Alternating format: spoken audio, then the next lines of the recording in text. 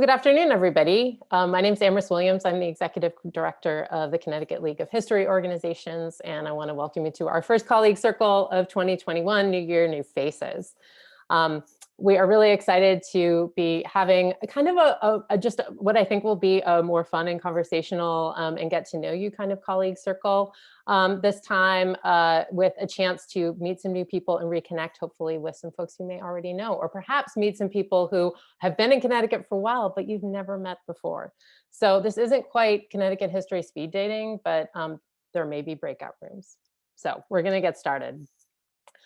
Before we begin, I just, it's just general Zoom etiquette that I'm sure you're all familiar with at this point. If you're not speaking, it's great to mute yourself, just in case the dog barks or, in my case, the toddler yells out.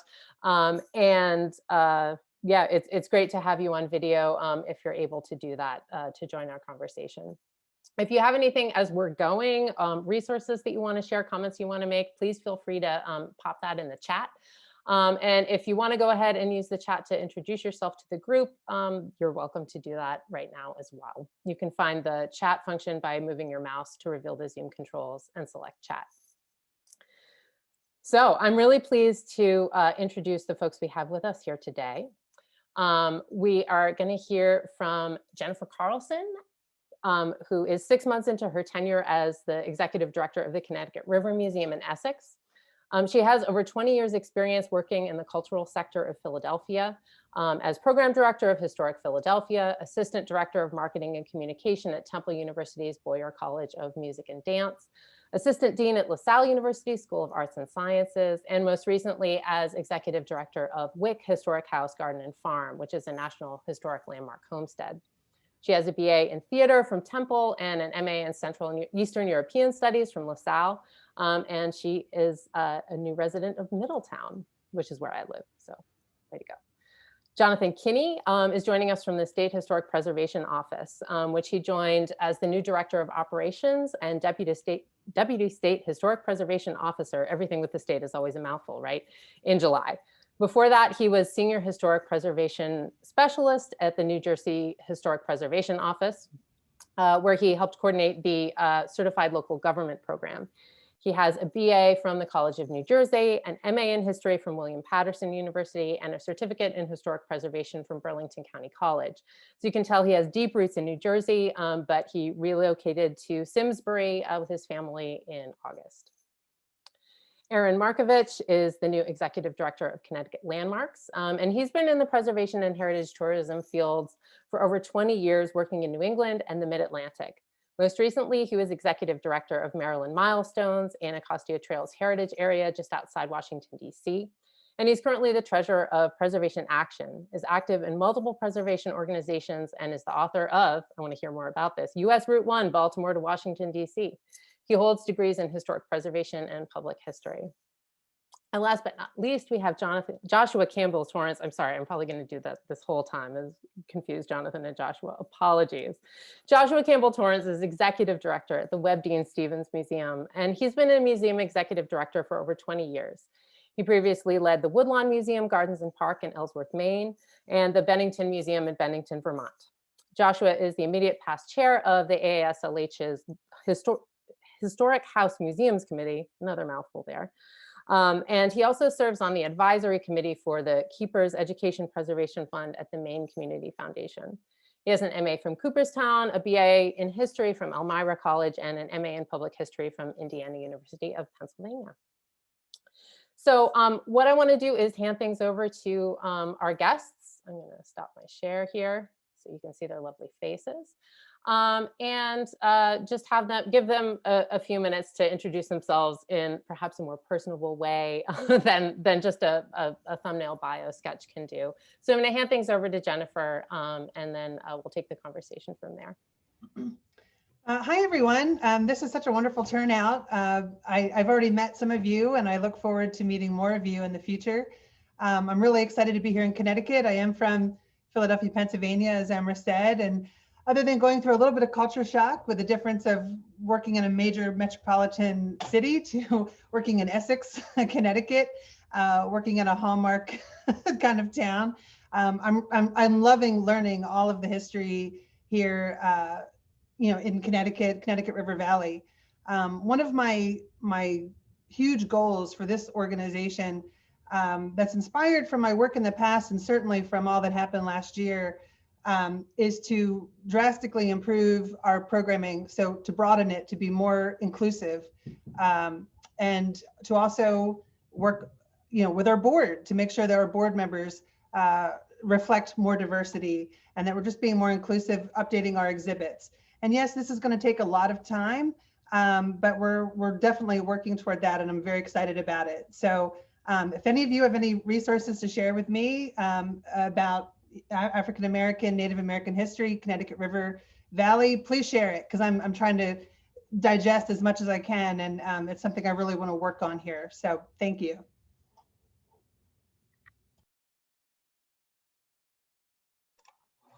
Hi, everyone. I'm Jonathan Kinney. As Amber said, I'm with the Connecticut SHPO. I started with the office in July. Prior to that, I was with the New Jersey SHPO for 13 years. And I kind of early last year, I decided I was ready to sort of take the next step in my career. And I saw the opening in Connecticut and I applied. And as I was going through the interview process, COVID hit. Ended up, starting a new job, selling a house, relocating, buying a new house in the middle of the pandemic. So it has been a very interesting 12 months. But I am very, very happy to have ended up here. And I could not ask for a better staff. They are incredibly knowledgeable, incredibly dedicated to both improving the quality of life of the residents of Connecticut and protecting the historic resources of the state. We have some pretty exciting things that we're hoping to get done in 2021. One of those being just strengthening the many partnerships we have with many organizations, and I see some familiar faces here. And I actually think we have some SHPO staff. Joni DiMartino, obviously. I see Kathy Labadia's name. She's our staff archaeologist. But I do see some other familiar faces, so that's great. So we're looking forward to strengthening the partnerships we have. We're looking to create some new partnerships, work with some new groups that we haven't had much interaction with. We're making a big push this year to try to work on both cultural and racial diversity and equity in all of the work that we do. So that's going to be a big initiative. We're also working on developing a statewide GIS system, which we hope will be done next year. That will be web-based, so people can go online and access all the information we have on the various types of cultural resources we have across the state. So yeah, big things. And the SHPO staff, they've all been wearing a lot of hats for a long time. So I'm happy to be here. And if I can take, one or two things off of everybody's plate, that will be good. Give them some breathing room and be able to accomplish a lot more as we go forward. But thank you very much for having me, and I'm looking forward to talking with everyone. And I think I'm handing it over to Aaron. I think you are. Thank you much. I appreciate it. I'm busy tweeting over here, so I'm taking pictures of people, so apologies for that. I stuck my information in there if you need my email or my Twitter handle. That's since I'm a Gen X, I guess that's why I'm on Twitter more than anything else. So that's the way that one goes. Thrilled to be here. I've been doing a few of these programs recently with the NEMA, with other different organizations. So it is a pleasure to introduce myself to some new people. I'm seeing some names come across. I saw Jim from Coventry. Got that right, I hope. So a few folks out there that I'm looking forward to meeting. My background is from Roger Williams University in historic preservation, and then my master's degree is from Middle Tennessee State University in public history. And I have worked, as was mentioned, in Maryland for the last 10 years. I actually, after I finished my master's degree, I was out on the island of Nantucket for 7 years, doing historic preservation and affordable housing. Did a little kind of general contracting, because if you live on Nantucket year round, you end up getting sucked into the trades and general contracting pretty quickly. And so then we went to right outside of Washington, D.C., and have lived there for the last 10 years, my wife and 2 kids, in a place called Greenbelt, which if you study any New Deal history, you'll know Greenbelt is a kind of a unique kind of place. And it was located right near US 1, or is located right near US 1. So I got very interested. Whenever I did my master's, back up, whenever I did my undergraduate project, I did it on amusement parks in Rhode Island. And then whenever I went to Middle Tennessee, I did my work, my thesis work on roadside architecture, particularly the development of standardized architecture. And so I have been interested in that sort of thing, and actually had a 3-month stint as the interim executive director of what was trying to be the American Diner Museum. It failed, didn't come through, but it was an interesting thing, and learned quite a bit about diners. So if you want to stick things in the chat about your favorite diners, I'm always looking for the best turkey club in the area, because that is what I feel is the best example of how good a diner is the turkey club.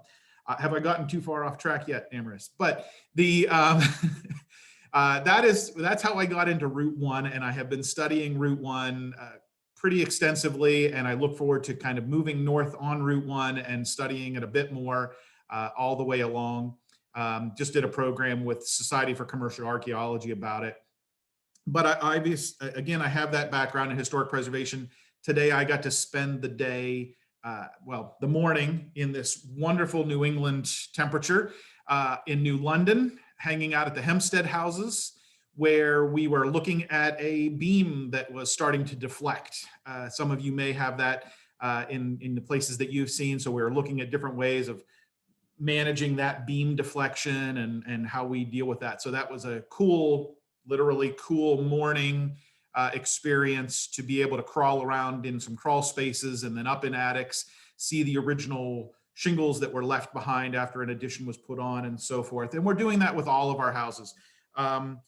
We have been working very hard with the Sites of Conscience program to do some reinterpretation at our sites related to the different voices that are there, not only African American at Hempstead or Native American at Phelps, but the whole range of different voices, and give a way for people to interact with our sites that is not the standard, let me tell you a thing and you learn it and you move on, maybe you learn it. It's more of an interactive type of conversation. We're also going to be spending this year really doing a deep analysis of our underperforming sites, the sites that have been closed for different reasons, have different types of issues, have very low visitation, and do some work to try to figure out how we can do those things better. So there's going to be some analysis that's going to be happening. So Sites of Conscience, equity work, analysis, and all between there, I hope to hit as many diners as possible. So I think I get to hand it off to Joshua. Well, good afternoon, everyone, and thank you so much for allowing me to just have a chance to say hello to everyone. It's just great to be here in Connecticut and see some faces that I know, and certainly many faces that I'm anxious to get to know. Special shout out to Scott Wands, my karaoke singing bud from AASLH and fellow Wethersfield resident. In fact, I think maybe a future colleague circle should feature a karaoke performance from Scott. So I thought I'd just quickly tell you my vision for museums, which of course are going to inform what we do here at the Webb-Deane-Stevens Museum. And put it in context, the Webb-Deane-Stevens Museum, of course, is 3 historic houses located on an 8-acre campus in the heart of the historic district of Old Wethersfield, with a beautiful colonial revival garden and a brand new 9,300 square foot state-of-the-art building for exhibitions and programs. So our vision here, my vision for Webb-Deane-Stevens and museums in general, you know, I really strongly believe that museums are change agents, and that our job is to connect people to authentic experiences and to the past, our shared past, so that we can inspire new innovative ideas and ignite the imagination. And all of the work that we do moving forward, the Webb-Deane-Stevens, will really be focused around that basic premise, that we are here as change agents. Part of that means connecting to our community. And I've been inspired in my career by the works of John Cotton Dana, the revolutionary director of the Newark Museum in the 1920s, who said, the most important museums are those that shape their collections and their programs to the needs of their community. And so here at the Webb-Deane-Stevens Museum, we're going to be doing a deep dive and understanding what those needs are, both in our local Wethersfield community, but with a statewide emphasis as well, with our important history of Revolutionary War history. Of course, the best museums are those that practice good stewardship. Here at the Webb-Deane-Stevens Museum, we'll be launching an initiative to digitize our collections and making those collections more widely available online. But good stewardship also means providing good interpretation. I'm a strong believer, maybe I'm a little radical, but I really like our visitors to have their hands on our objects when possible. The best days for me in my museum career have been specifically when kids have had the chance, with proper training, maybe gloves. The kids' hands get really sweaty, let me tell you. Oh, but you know, when kids have the opportunity to touch an object and study an object, the light bulbs go off, and you can really change their perspective and their understanding of where they are and where they want to go. And most importantly, perhaps, or equally important, post-pandemic, an example of what we're doing today, the future of the Webb-Deane-Stevens Museum is going to really, the future success is really going to mean collaborating and partnering with as many other organizations, either like-minded organizations like those are on this call today, or organizations that we may partner with to make our community a better and stronger place. So collaboration, that's really our vision here at the Webb-Deane-Stevens Museum. We are, for all intents and purposes, programming and starting a brand new museum. So all ideas are on the table. I'd love to hear from you. Maybe you all have experience at the Webb-Deane-Stevens Museum that I don't have, or thoughts or ideas, and I'd love to hear them. We are, again, for all intents and purposes, starting a brand new museum here, and we're excited to work with all of you. So thanks for allowing me to be introduced to you all. Great, thank you so much, everybody. So what I was thinking to do here now, in the spirit of this being kind of a meet and greet sort of event, it's hard to do this with a room full of like 36 people. But what I was thinking we might do is, in the spirit of the introductions that we've heard from our guests today, is spend a little time in smaller groups with each other, kind of reintroducing ourselves. And I was thinking that a good prompt for this, we talked about this before, so this isn't only my idea, was to kind of tell your history origin story really briefly. You know, what got you into the work that you're doing now, whatever that might be. You know, just a quick story that tells a little bit about, you know, how you got into this work. So I'm going to create some breakout rooms. If you haven't experienced this in Zoom before, basically you'll get a little pop-up message that will invite you to join breakout room N. Hit yes, and it will shoot you into a room with, you know, 2 to 3 other people. And that we could spend, you know, 10 or 15 minutes in these rooms just getting to know each other a little bit more, sharing your history origin story, and we'll come back, you know, I'll send a message to everybody when we're going to come back. You can wrap things up, and then we can have a larger conversation together. So I'm going to get things going. And if you have any technical issues, I can address those through the chat. Okay, ready to go? Let's do it. Yeah. Well, I can continue to work on this. I had one other breakout room idea if you guys are game for it.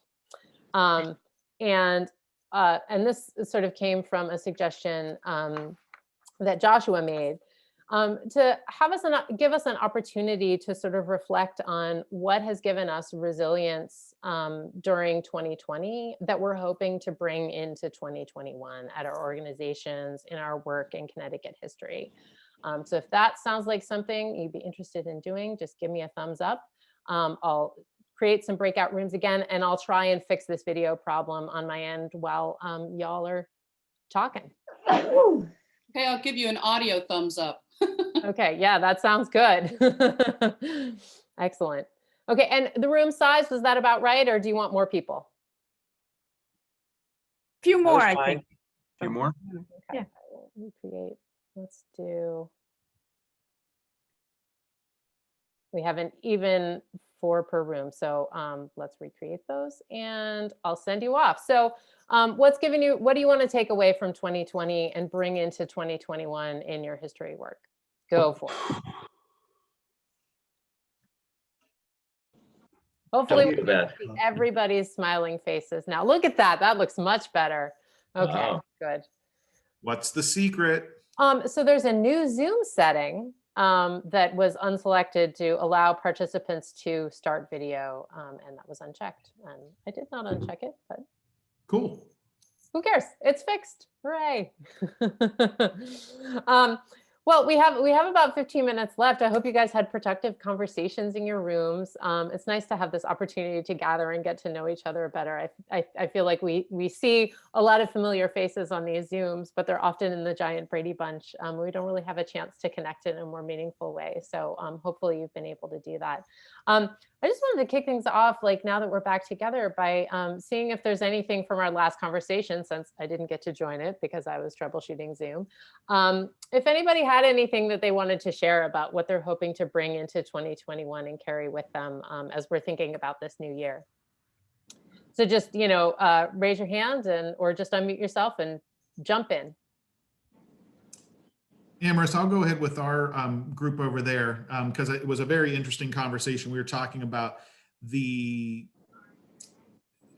fast tracking of technology in some ways. Look, we're Zooming now. What does that mean whenever we start having in-person programs? How will that change the dynamics? Will we still have people Zooming in to do the conversation? Will we still have people Zooming in to watch the conversation? How will all those pieces work together? So we had a great conversation that it's supercharged what we were doing. It moved us. I think a lot of us would get stuck in that. Well, I don't have time to think about that. I'm too busy paying the bills or whatever it might be. And this has given us a moment to go, okay, we have to do that in order to survive. So how will that work? So it was a really good conversation. Yeah, great. Thanks for that, Aaron. It sounds like that was something that came up in other groups as well. Anyone have anything else they want to share, sort of takeaways from our last breakout conversation about things you're bringing into 2021? I can just quickly talk about our group. We were focusing on things that we had taken away from last year, and one of the things was just the opportunities that were presented by the different circumstances we found ourselves in. Some of the organizations were able to accomplish things that they had either put off for a long time, or just not been able to focus on because of other responsibilities or challenges. But to be able to finally record the walking tour that had never been recorded, or to focus on outdoor elements of a resource. So it was interesting to hear how, despite the challenges we faced, opportunities were presented as well to maybe take on other things that might not have otherwise gotten done. Melissa, go ahead. Hi there, everyone. I'm Melissa Josephiak, the director at Essex Historical Society. And what we talked about, and from Essex in person, was that 2020 was the year that crazy worked. That it was the time that because the normal operating sense of business was not going to work, you thought out of the box and you just threw it at the wall and it stuck and it worked really well. So that with that impetus, I work with my own board to say, all of these free thinking ideas, we can take them into 2021 and apply them. Just because we can post-vaccine go back to traditional house museums and walking tours, I think we have the opportunity now to just keep on going just a little bit crazy. And I think that separates us out from all of the other cultural offerings in our area. And hopefully we can keep that mindset and that we don't take the steps back to do traditional history in the format that as we entered 2020 with that. Thanks. Is there one more person who might like to share what they took away from their group? Tom? Yeah, wanted to remind people that 2020 was also the year of Black Lives Matter and the George Floyd protests. And I think that caused a lot of us to reflect on what we can do, what our institutions can do to address racial inequalities as they exist in our communities, and how are we presenting other histories and that. So I think that's had a real impact on all of our organizations as we move forward. Great, thank you so much. Tom, since you're here, and I know that you have a little message that you want to get out to this group in particular, do you just want to quickly introduce yourself and share a little bit about the project that you're working on and that people can expect to get a message about in the near future? Oh, I'd love to. Thanks a lot. So I'm Tom Thurston. I work at the Gilder Lehrman Center for the Study of Slavery, Resistance, and Abolition. We recently received a grant from Connecticut Humanities to help for the planning phase of what's going to be a workshop series to support the teaching of Black and Latino history, has been recently mandated by the state legislature. And one of the components to the project the proposal we put forward to was a resource guide to materials on Black and Latino history within the state. And so, one of what I'd really like the opportunity to do is kind of contact the museums and historic archives and that sort of thing to see what you have, because as I've told people, it's as teachers, it's one thing to teach the history of Black and Latino culture, but if you have a local story or some way of kind of bringing that home, or if you have someone with that kind of expertise at your museum, or maybe even a community member, those are great resources to have available for teachers. And it's another way to kind of reach out as an institution to support the hard work that teachers are doing, and especially with so many of them, and even myself, Latino history, I'm not very good. I wasn't trained in that, and I think that's true for many of us who went through history. And that, I think in particular, is like whatever we can do to help in building resources our teachers can use. So at some point, there'll be a notice in the next newsletter about contact me. And of course, if you want to contact me independently, I'd love to hear from you and talk about, somehow highlighting, presenting the material that you have. Great, yeah, so stay tuned for an item in the newsletter on that. I'd be remiss if I didn't open things up also to a larger conversation, and any questions you have either for one another or for our sort of featured guests today, Jennifer, Aaron, Jonathan, and Joshua. So let me open things up in that respect as well. Thomas, could you put your email contact in the chat, please? Absolutely. Thank you. Wondering if Jennifer could also, because I don't know if I saw an email in the chat from you, Jennifer. The others did. Amherst, can I ask a question? Go for it, Ed. So please introduce yourself if you would. Well, Ed Ciccarello, I know it's a very specific question. I did ask, oh, never mind. I think Jonathan just answered my chat. I don't know if you want to do it, video wise, but I had asked him about saving barns. Somebody in Rocky Hill has it's a historic barn, fairly large, and they heard that it might need some work, and I wonder if the State Historic Preservation Office could help. Yeah, and I just responded. I would love to get some more of the details and find out exactly where the property is and find out if it's got any designation. So I would, if you could, just shoot me an email with some of the additional information, and I'd love to chat with you about that. Great, thank you, Jonathan. No problem. Get in touch with Preservation Connecticut too, because they did that whole barn survey. But however, the guy who did the barn survey is now one of Jonathan's people. So that's correct. Yeah, Todd Levine is in the office. Yep. So talking to Jonathan is That's the one thing I need to do then, right? I You don't got need it. to get in touch with the other person, or do I? You can send it to me and then I'll relay it. That's no Beautiful. problem at all. Yep, Thank you, Jonathan. sure. Just to follow up on that, Preservation Connecticut just did a barn workshop thing, I guess, on Sunday over Zoom, and which I think they've recorded. And that had people from all over New England and some different resources, but Preservation Connecticut was also talking about some other possibilities. So Preservation Connecticut might still be another place to go to get some more information. Thank you. They have the whole survey too, so you might be in there already. But yeah.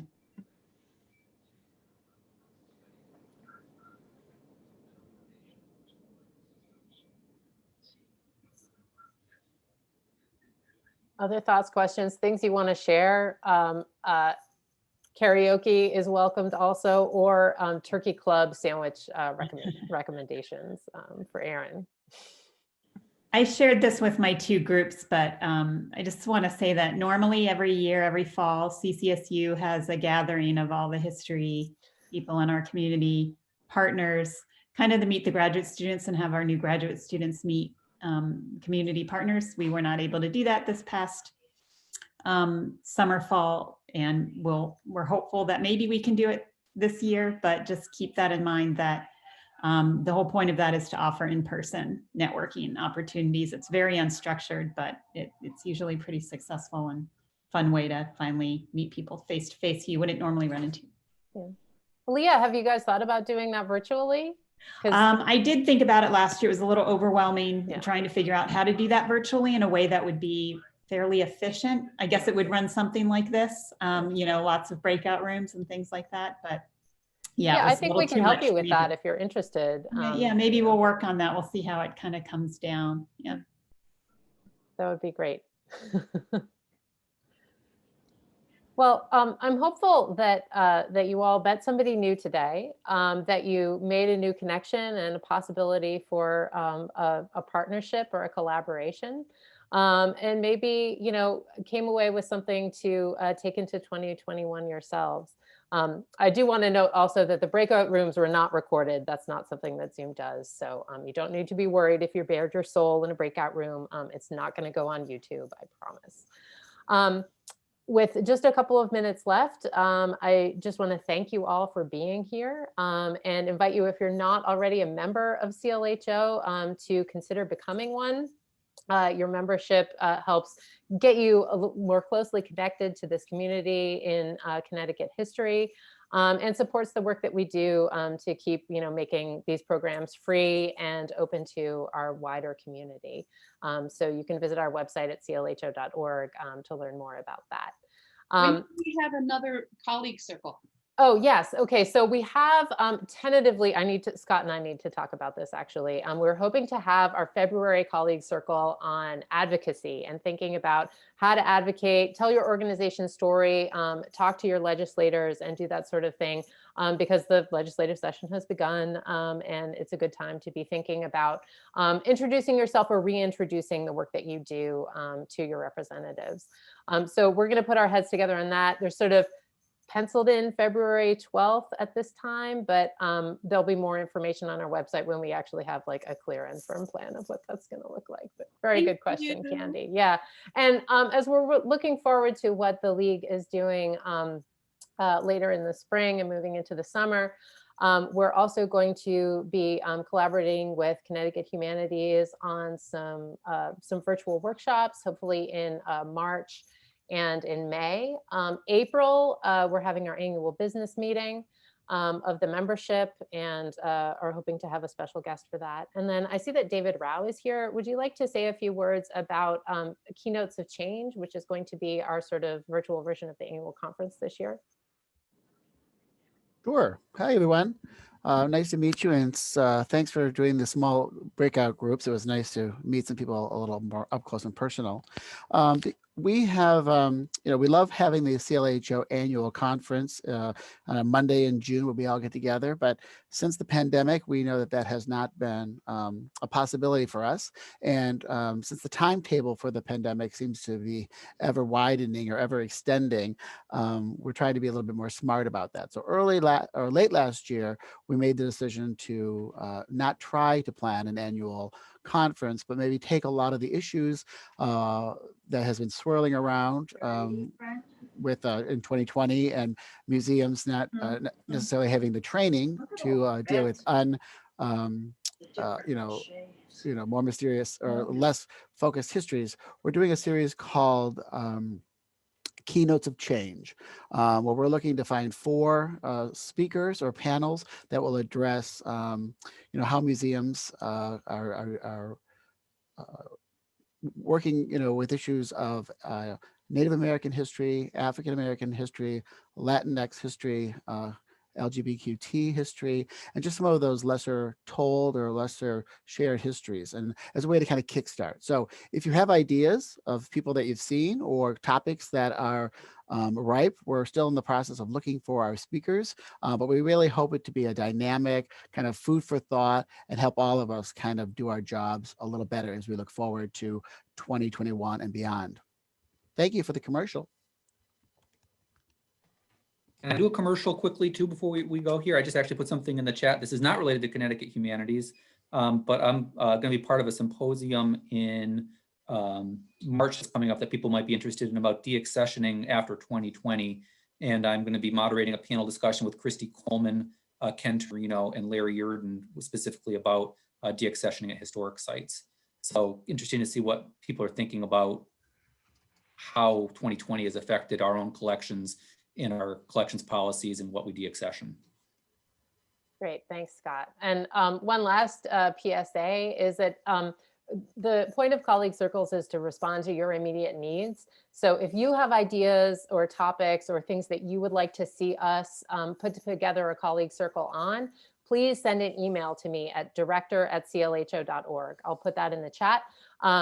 But we're always looking for ideas, and we really want to make these responsive to you. And as we discovered in the fall, we can really turn around a colleague circle in a week if it needs to respond to something quickly and still get a good turnout like this. So I really welcome your suggestions. If you have any and want to stay on the line for a few minutes and just shout them out to me, that would be great. Otherwise, I'm going to say thank you so much for being here today. It's been a great kickoff on a cold day to my weekend. I've had a lot of fun, and I hope you have as well. Thanks again to Jennifer, Aaron, Jonathan, and Joshua for sharing, for being here and sharing a little bit more about themselves and introducing themselves to the Connecticut history community. Have a wonderful weekend, everyone, and thanks for being a part of this. Thank you, everybody. Thank you. Thank you, CLHO. Absolutely, Candy. Nice meeting you. Thank you, Amorous. Thanks, Ed. Thanks, Amorous. Thanks, Tom.